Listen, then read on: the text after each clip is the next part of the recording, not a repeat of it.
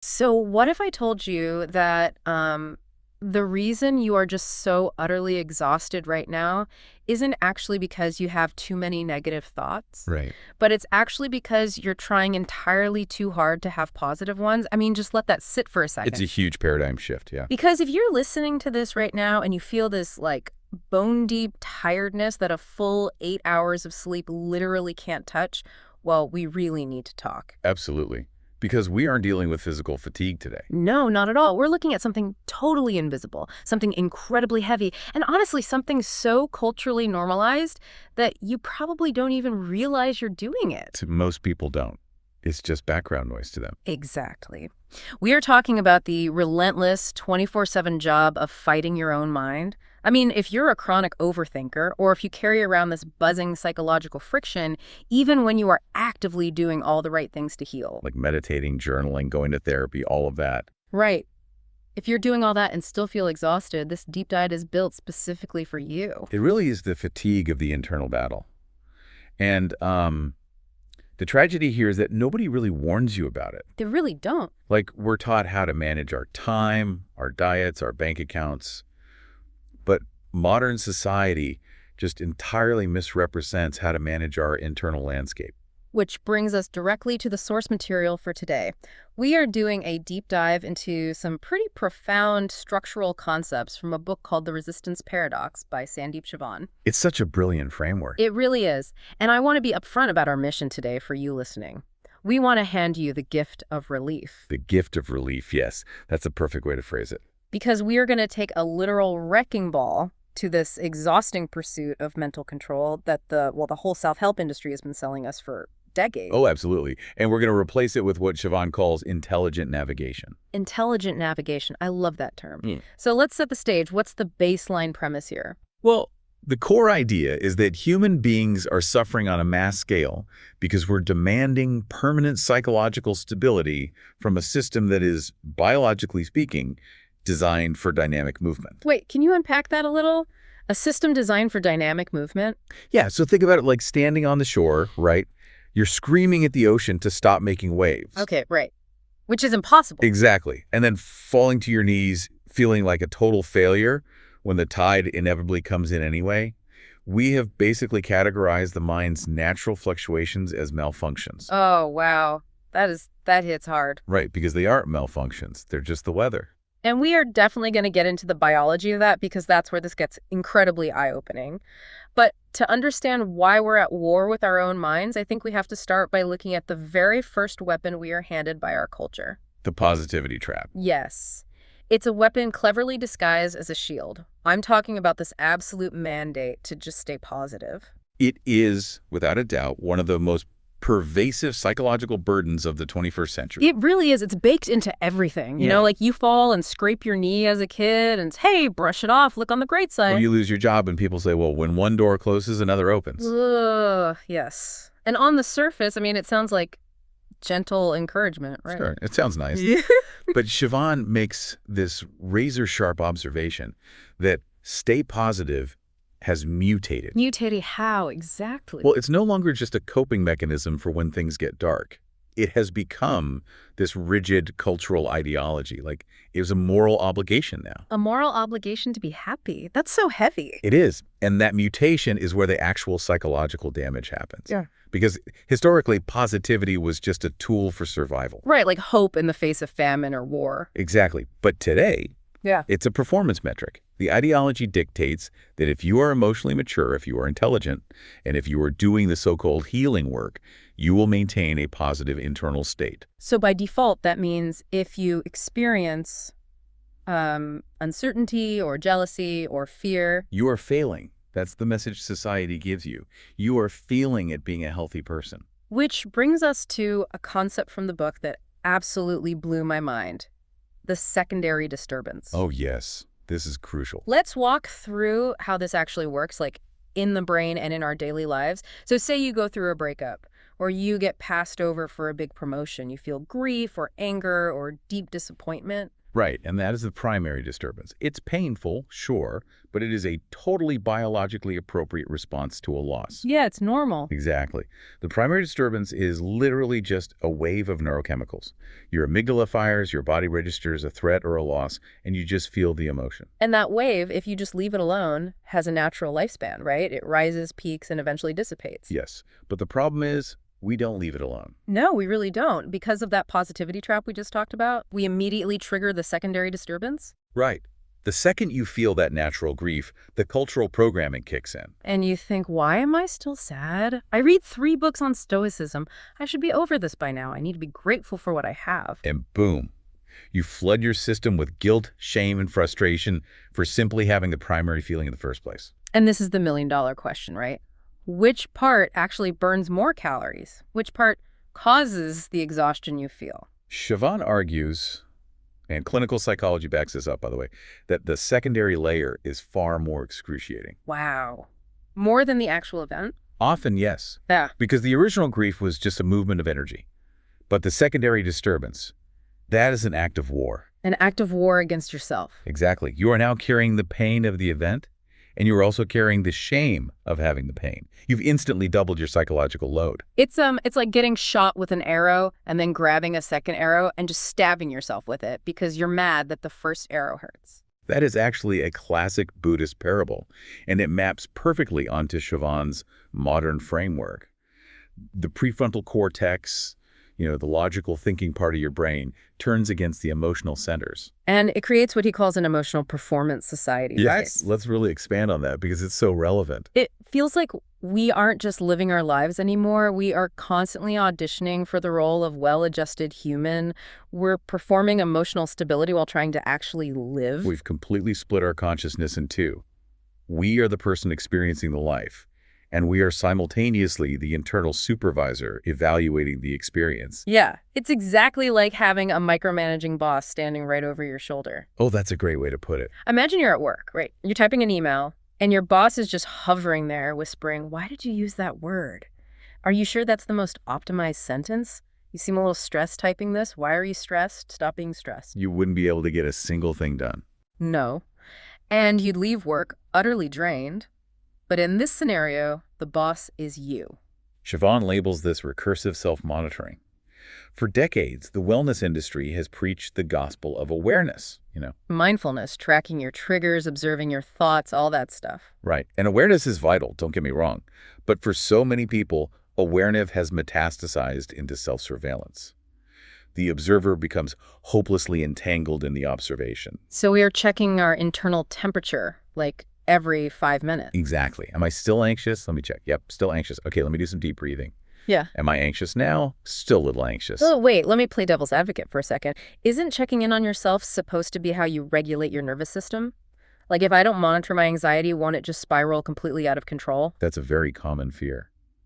But there is a massive difference between noticing your state and interrogating your state. Interrogating, right. The human mind was just never designed to function under continuous, uninterrupted internal control.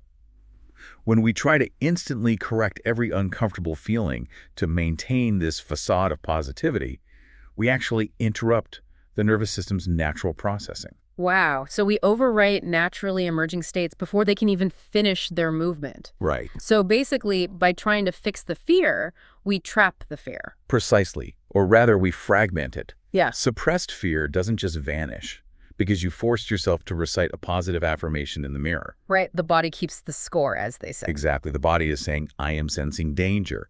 And the internal supervisor is screaming, no, we are manifesting abundance today. That sounds exhausting. It is. Now, your system is in direct contradiction. This constant friction, this unending self-surveillance is the literal root of the invisible exhaustion we talked about at the beginning. You are burning massive amounts of cognitive fuel just trying to keep the lid on a boiling pot. Okay, so if we are supposed to fire this internal micromanaging boss, it forces us into some pretty deep waters.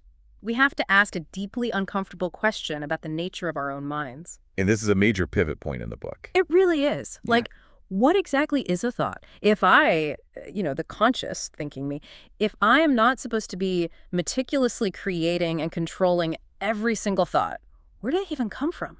Chavan dismantles one of our most fundamental, unexamined assumptions here. He calls it the illusion of total mental authorship. The illusion of total mental authorship. Okay, what does that mean? Well, as human beings, we assume that because we experience a thought inside our own heads, we consciously and deliberately manufactured it. Right. It feels like I'm sitting at a literal control panel in my brain, pulling levers and typing out the sentences. Like, I think I will have a turkey sandwich for lunch. But neuroscience tells a very, very different story. Grr. The gap between a thought's emergence into consciousness and our ownership of it is so microscopic that we confuse the two. We confuse the experience of a thought with the creation of it. Exactly. In reality, thoughts do not appear in a vacuum. They emerge dynamically from what Chavan calls a participatory field. The participatory field. I want to spend some real time here because this really shifts you away from the idea that your brain is just an isolated computer processing logic. What actually makes up this field? It is an incredibly complex, constantly interacting web. It includes your baseline biology, your current blood sugar levels, your sleep deficit, your nervous system activation. Wow, so purely physical stuff too. Oh, absolutely. Plus unintegrated memories, unresolved emotional residue from like a fight you had 6 years ago, and your continuous environmental participation. Environmental participation? Like what's going on around you? Right. The temperature of the room, the micro expressions on the face of the person you're talking to, the notification that just buzzed on your phone. All of these elements are interacting in real time, completely beneath your conscious awareness, generating mental movement. So a thought is just a byproduct of that massive equation. Yes. It bubbles up from that murky field, and only after it emerges does the conscious self step in, grab it, and say, hey, I authored this. The book uses this specific metaphor that provided such an immense sense of relief when I read it. Thoughts are like bubbles rising through water. The bubble metaphor is brilliant. It really is.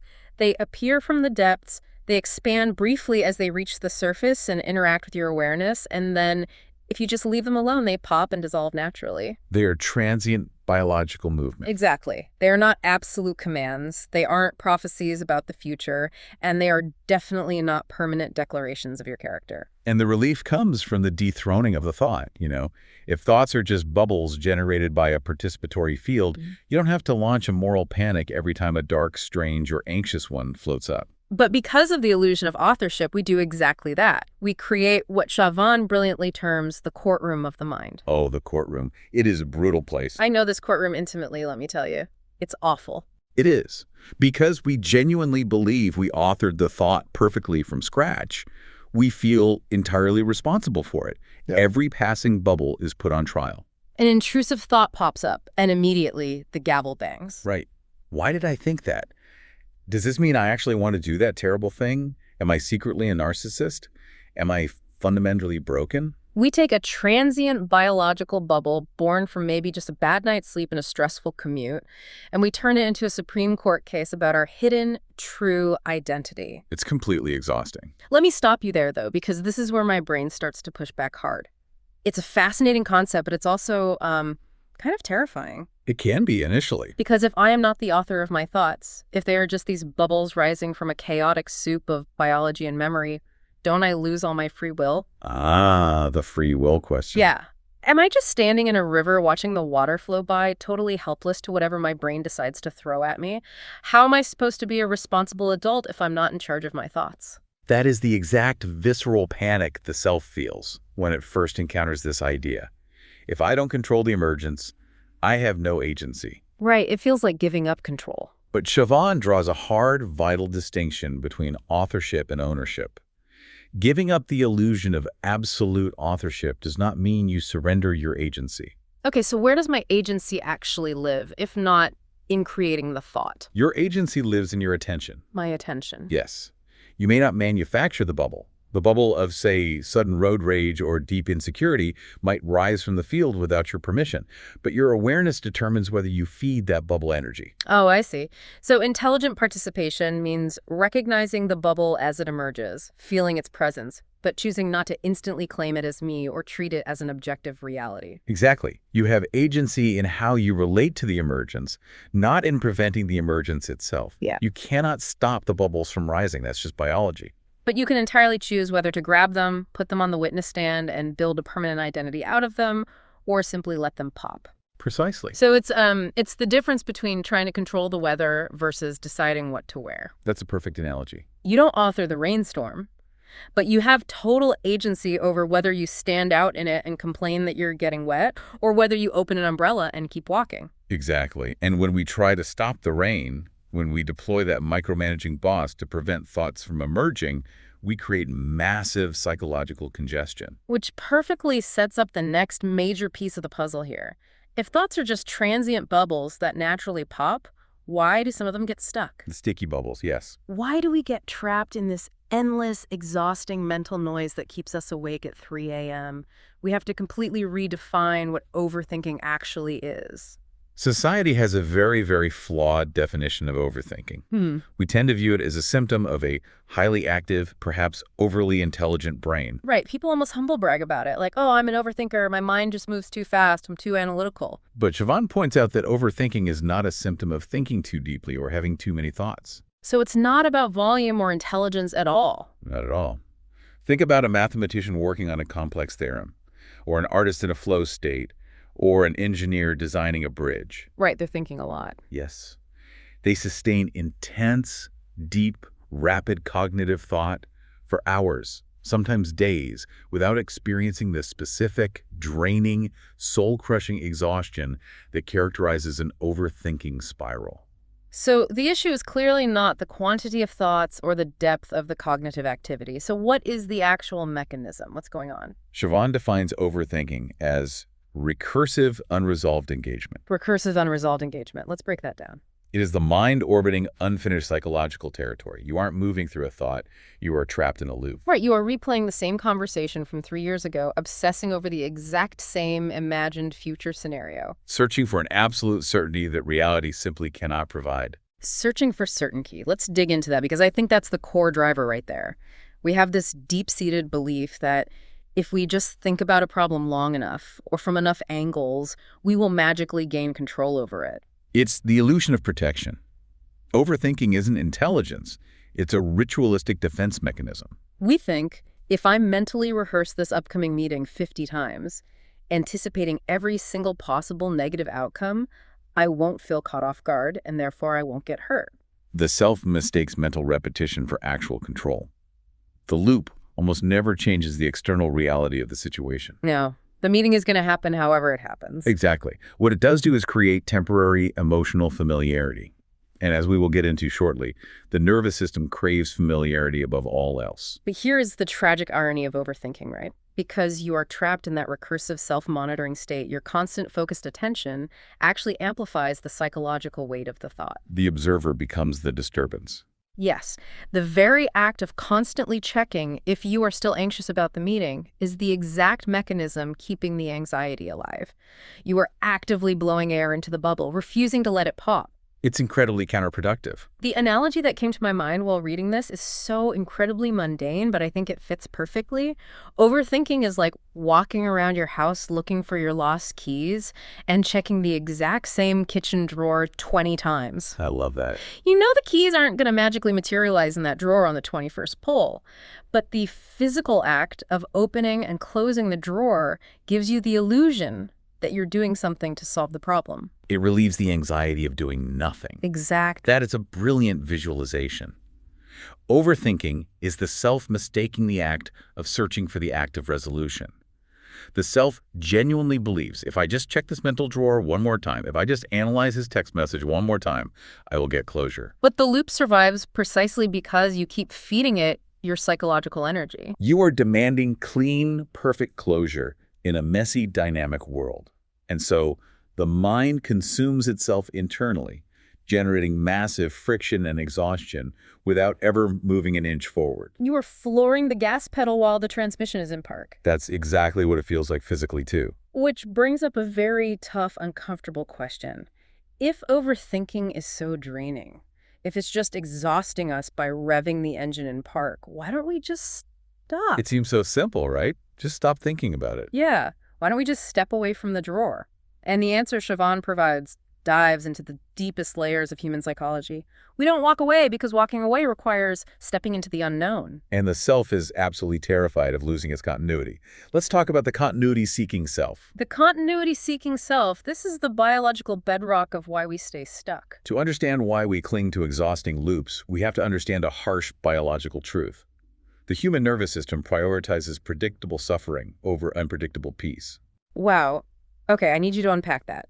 Predictable suffering over unpredictable peace. That literally defies all logic. It defies conscious logic, absolutely, Right. but it makes perfect biological sense. We're talking about neuroplasticity and survival mechanisms here. Okay, go on. The nervous system adapts to whatever environment becomes repeatedly familiar. It doesn't have a moral compass. It doesn't judge whether the environment is healthy or toxic. It only recognizes what is consistent. So through Hebb's law neurons that fire together, wire together, your brain builds superhighways for your most common states. Precisely. If you grow up in a chaotic household, or if you spend 10 years in a high-stress corporate job, constantly fearing criticism, your nervous system physically adapts to that friction. It learns how to survive inside that specific flavor of anxiety. Yes. Familiarity provides psychological orientation. It tells the self, I know the rules of this game. I know who I am when I'm under attack. And over time, that suffering transitions from just being an experience you were going through into the very architecture of your identity. It becomes who you are. The self starts to ask, who am I if this anxiety goes away? What organizes my daily narrative if this struggle ends? Exactly. This leads to the profound paradox of human healing. Humans consciously, desperately want healing.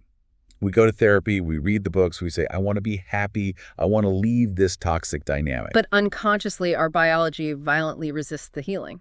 Because healing threatens the continuity architecture we have spent years building around our suffering. It's the literal fear of losing oneself. Yes.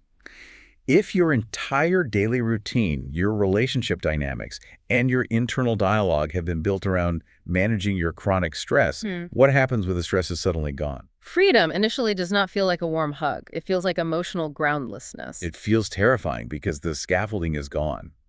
You are asking a nervous system that is used to bracing for impact to suddenly relax in an open field. To the nervous system, that feels like a lethal vulnerability. Hold on, I really have to push back here because this is a very delicate topic. Go ahead. Are we really saying that someone who has been miserable for years, dealing with debilitating panic attacks or stuck in a genuinely awful life situation, is unconsciously choosing to stay miserable because they like it? No, not at all. Because it's comfortable. That borders on victim blaming. How do you even begin to break a cycle where healing literally feels like dying to your own brain? I'm so glad you pushed back on that because Chavan is incredibly careful to make this distinction. It is absolutely categorically not a conscious desire to suffer. Okay, that's important clarification. Nobody wakes up and decides, I want to ruin my own life today because it's comfortable. It is an outdated biological survival mechanism. So the body is just confused. The continuity-seeking self is trying to protect you based on old data. It is saying, listen, we know how to survive the panic attacks. We have a track record of surviving the misery. But this peace thing, this vulnerability thing, we have no data on that. It might kill us. Oh, wow. So it's not a moral failing at all. It's literally just a biological glitch. Okay, that framing offers so much grace. It changes it from I am self-sabotaging because I'm broken to my biology is just highly adapted to an old environment. Precisely. And stepping out of that familiar pain requires slowly, gently, building what Chavan calls unfamiliar coherence. Unfamiliar coherence. What does that look like? You have to train the nervous system drop by drop that peace is survivable, that stability is not a trap. This takes immense patience. It is the exact reason why people often subconsciously sabotage healthy relationships or backslide into old habits just as they start to succeed in a new career. Right. They are retreating to what Chavan terms borrowed coherence. Let's define borrowed coherence, because I know so many people who do this. I've done this. We all have. When our internal identity hasn't learned how to stabilize itself, it depends heavily on external things for shape. Like a specific relationship, a rigid daily routine, or the constant approval of a boss. Right. The self borrows its coherence from those external structures. If life shifts, if the bond leaves or the routine breaks, the self shatters because it hasn't built internal stability. It doesn't know how to be coherent in the unknown, so it panics and runs back to the familiar pain. Exactly. And when the continuity-seeking self feels that panic, when it feels threatened by your attempts to grow or heal or step into that unfamiliar freedom, it deploys its most powerful, most misunderstood defense mechanism. Which brings us to the title of the book and the absolute core of this deep dive: the nature of resistance and the resistance paradox. This is where everything we've discussed, the positivity trap, the self-surveillance, the continuity-seeking self, it all collides here. We have to completely, radically reframe how we view resistance. Because right now, the cultural narrative around resistance is incredibly toxic. Oh, it's awful. Society teaches us that resistance is a character flaw. Right. If you feel resistance to sitting down and writing that novel, or going to the gym, or leaving a job you hate, the hustle culture bumper sticker says, push through it, no excuses. Grind harder. We are taught that resistance means you are lazy or weak or uncommitted. We view resistance as a foreign invader that must be crushed by sheer willpower. But Chavan's structural analysis reframes resistance as something entirely different. He calls it informational feedback. It is not a moral failing. Resistance is a signal from a system, your biological and psychological system, that is trying to reorganize itself while simultaneously trying to protect its existing continuity. It's the nervous system throwing up a yellow flag saying, hold on, things are changing too fast, the old structures are dissolving, I feel unsafe. Exactly. And this leads us to the resistance paradox itself. Which is fascinating. The paradox is that friction often intensifies precisely where meaningful change begins. The closer you get to an actual breakthrough, the closer you get to permanently breaking an old habit, the louder and more aggressive the biological resistance gets. And here is the trap. The harder you fight your resistance, the stronger it gets. Always. Why? Why does attacking the resistance make it dig its heels in deeper? Because of what we just discussed about the continuity-seeking self. Yeah. The nervous system is already feeling threatened by the change you were trying to make. Right, it feels like it's dying. Exactly. So if you then apply forced internal pressure, if you start judging yourself, yelling at yourself internally, deploying aggressive willpower to crush the resistance, the nervous system interprets that aggression as additional instability. It feels attacked from the inside out. Yes. So it doubles down on the resistance to protect you from your own attack. Oh? We assume that if we were just stronger or more healed, we wouldn't feel resistance. But Chavan argues that resistance simply means multiple internal systems are trying to stabilize simultaneously during a period of change. It is a sign of complex internal movement, not a sign of failure. That's the perfect way to summarize it. So resistance isn't a brick wall you've hit because you're fundamentally flawed. It's more like, well, the friction you feel when a car shifts gears. The gear analogy is so good. If you drive a manual transmission, you know that exact moment of resistance when you move from second to third gear. The momentary grinding, the drop in RPMs, the friction. It isn't a sign that the engine is broken. Not at all. It is physical evidence that the internal components of the engine are actively reorganizing themselves so they can handle a new, faster speed. The resistance is literally the mechanism of change. The friction is evidence of reorganization.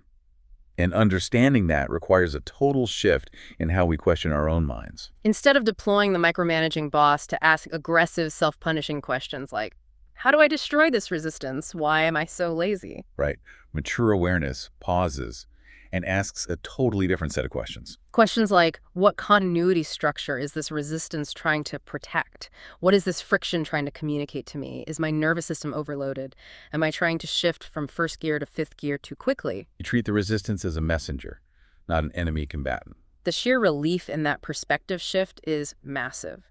Just knowing that feeling stuck isn't a failure, but a necessary process of internal shifting. It changes everything. But this leads us to the ultimate pragmatic question. If we aren't supposed to fight our resistance, and we aren't supposed to forcibly control our thoughts, and we aren't supposed to micromanage our positivity, how are we actually supposed to live? How do you get through a normal day? Yeah, how do I function at work today? I can't just freeze every time I feel friction. This brings us to the final section of the deep dive, what Chavan calls the practical reset, and the middle path, intelligent navigation. This is where we take all of this structural theory and apply it to the messy, lived experience. Intelligent navigation is the direct alternative to mental control. And the very first step of intelligent navigation is surrendering. We have to abandon the exhausted pursuit of total optimization. We have to realize once and for all that peace does not equal a permanent, flatline state of positive emotion. No. The heart beats up and down, our breath goes in and out, the seasons expand and compress. We have to stop expecting the human mind to be the only thing in the natural universe that never fluctuates. That is the foundational acceptance. Intelligent navigation means learning to move with the mind's natural cycles rather than trying to freeze them in a state of artificial positivity. And Chavan introduces the concept of participatory awareness here, right? Yes. This means engaging with external reality, participating in your life, your relationships, your physical tasks, rather than retreating inward into that recursive self-monitoring loop. You observe the thought bubble, but you stay grounded in the present action. Exactly. And part of that navigation involves accepting what he calls frozen movement. Frozen movement. That sounds like a contradiction. It does. But sometimes, despite our best efforts, the mind just freezes. We get stuck in a protective state. The gears are grinding and they just won't shift. Intelligent navigation means allowing that freeze to exist without launching a secondary war of guilt against yourself for being stuck. You don't trigger the secondary disturbance by saying, I shouldn't be stuck. I listened to deep dives about this. I know better. Right. You simply say, okay, the system is frozen right now. I will let it be frozen until it naturally thaws. Which is the ultimate gift of relief. It is giving yourself permission to experience the full spectrum of natural human movement. The fear, the doubt, the sudden exhaustion, the weird intrusive thoughts, the heavy resistance, without immediately treating every single instance as a personal failure that requires an urgent, optimized repair. You stop treating your humanity as a medical condition to be cured. Wow. I want to really ground this for everyone listening, because theory is great, but life happens in the trenches. Let's look at what intelligent navigation actually looks like on a random, chaotic Tuesday. Let's do it. Walk me through Tuesday. Okay, you are overwhelmed. Your inbox is overflowing. You had a tense argument with your partner before leaving the house, and suddenly, sitting at your desk, that heavy, familiar, suffocating wave of anxiety hits you right in the chest. How do you practically step out of self-surveillance and into intelligent navigation right in that very second? Let's walk through it step by step, contrasting the old way with the new way. The old way, the path of mental control, looks like this. The wave of anxiety hits. Immediately, the micromanaging boss wakes up. You launch into a frantic, recursive loop. Why am I anxious? I shouldn't be anxious. I meditated this morning. How do I fix this right now? Let me try to force some positive thoughts. Okay, I'm grateful for my job. Wait, it's not working. My chest still hurts. I must be failing. My anxiety is getting worse. Yes, that is recursive self-monitoring. You are aggressively interrogating the bubble, creating a massive secondary disturbance. You are actively turning the key in the empty drawer, panicking that the keys aren't there. Exactly. Now let's look at intelligent navigation on that exact same Tuesday. The wave of anxiety hits your chest. Instead of fighting it, you simply acknowledge the emergence. You say to yourself, an anxious bubble has emerged from the participatory field. Right. You recognize that your system is experiencing friction. You acknowledge that you had an argument. Your nervous system is agitated. The gears are grinding. You allow the physical sensation of the anxiety to exist in your body without moral judgment. And then, crucially, you do not retreat into your head to solve the anxiety. This is the participatory awareness part. Yes.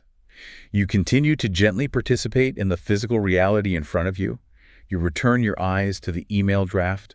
You take a sip of your coffee. You feel the keyboard under your fingers. You let the anxious bubble float there in your peripheral awareness until it naturally dissolves on its own biological timeline without feeding it an ounce of your psychological energy. You move with the friction, not against it.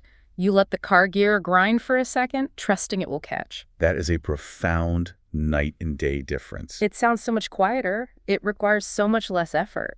It is the difference between going to war with an ocean and learning how to sail on it. Wow. Okay, we have covered a massive amount of conceptual ground today. Let's bring this all together. We started by dismantling the cultural mandate to stay positive, seeing how it traps us in a cycle of secondary disturbances and turns us into exhausted, self-surveilling managers of our own emotions. We completely reframed the nature of thoughts, moving away from the illusion of authorship to see them as transient bubbles emerging from a complex biological field. Leaving the courtroom of the mind. Yes. We redefined overthinking not as intelligence, but as the mind desperately orbiting unfinished territory, checking an empty drawer for certainty. searching for closure that doesn't exist. We explored the deep biology of the continuity-seeking self and how our nervous systems often prefer familiar pain over uncertain freedom because of neuroplasticity. And finally, we unpacked the resistance paradox. Understanding that friction is informational feedback, not a moral failure, and that the path forward is intelligent navigation, not rigid mental control. It is a profound journey from trying to dominate the mind to learning how to fluently speak his language. It really is. And if there was one ultimate overarching takeaway from Chavan's work, it is this realization. Peace does not come from achieving a perfectly silent mind. A silent mind is a dead mind. Peace does not come when the struggle disappears entirely, because a dynamic life will always present friction. True peace begins the exact moment you, the conscious self, finally stop treating your own natural internal movements as enemies to be defeated. You just stopped the war. You put down the weapons you didn't even know you were carrying. You step out of the courtroom, Wow. you fire the micromanaging boss, and you just let the bubbles rise. I absolutely love that. So I want to leave you, the listener, with one final provocative thought to mull over as you go about the rest of your day. We've talked a lot about friction and resistance today. Yes. The next time you feel a sudden wave of resistance or you have a heavy, anxious thought bubble up from the depths, what if you didn't brace for impact? What if you didn't immediately reach for a weapon to fix it or fight it? Exactly. What would actually happen if, just for 1 second, you treated your own mind with the exact same gentle, spacious curiosity you'd offer a good friend, and you simply asked that feeling, hello, what are you trying to protect?